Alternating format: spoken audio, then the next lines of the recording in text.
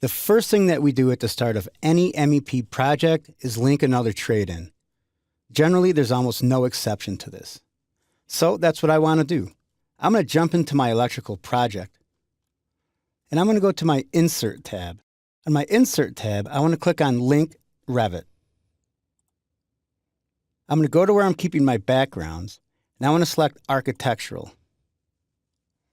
Now, the positioning is important that I select Auto, Origin to Origin, and I click Open.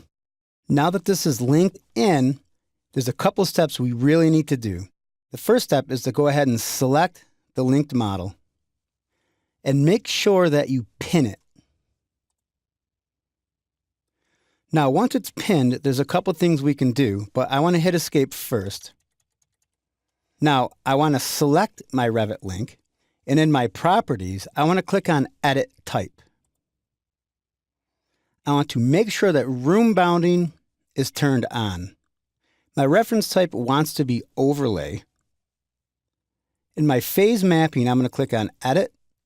And right now, we haven't dealt with phases yet, so this is perfect. I want to hit OK. I want to hit Apply. I want to hit OK. And I want to hit Escape a couple times. Now, what we'll see is there's some icons down here. Notice I can hover over my underlay and select it, but I can't move it because I've pinned it down. Given the fact that it's pinned, if we select this pin button and there's a little red X on it, notice that we can't select this underlay at all. This is good and bad, but if you ever run into this, it could be confusing. This is why you cannot select the underlay. There's certain times when you want to. So I'm going to uncheck the pin button.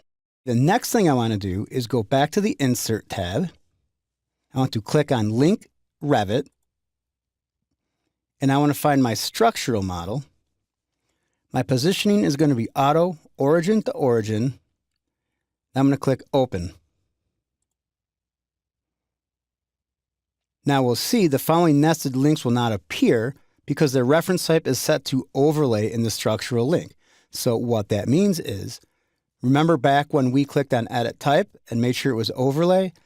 We cannot see any models that are linked into other models. If you're a veteran AutoCAD user, you'll know this is called a nested XREF, and it's bad in every program. Click Close. Now if we zoom in, we should see both columns and architecture. Now what I'd like to do is add some spaces to our model. If we go to the Analyze tab, I want to click on the Space button right here. Because we turned room bounding on when we clicked Edit Type, our spaces will find the rooms. But the problem is, if we come into, say, for example, this space right here, I'm going to pick right here, and I'm going to hit Escape a couple times. I don't know what Space 1 is. So what I want to do is select Space 1 tag. I want to click on Edit Family.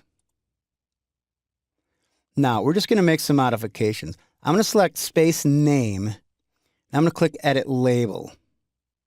I'm going to click here, it says Name, and I'm going to click the red Remove. And I'm going to scroll down till it says Room Name. And I'm going to add that. I'm going to hit OK. I'm going to click on the 101. I'm going to click Edit Label. I'm going to remove Number. I'm going to scroll down till it says Room Number, and I'm going to add that. I'm going to hit OK. I'm going to click Edit Type for my label, and for my width factor, I'm going to type in 0.8. Then I'm going to click Apply. I'm going to click OK. I'm going to hit Escape a few times. I'm going to click Load into Project. Now I'm going to overwrite the existing version. Now it's room number 24. Now what I can do, I go to Analyze, I go to Space, and now I can select any space that I want, and it knows exactly what it is.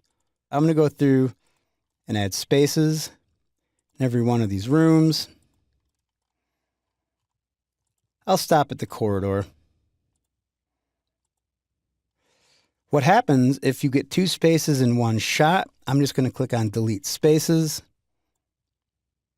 just to make sure I'm not being redundant. This is outside, so there's no space there. I'm going to hit Escape a couple times, and there we have it.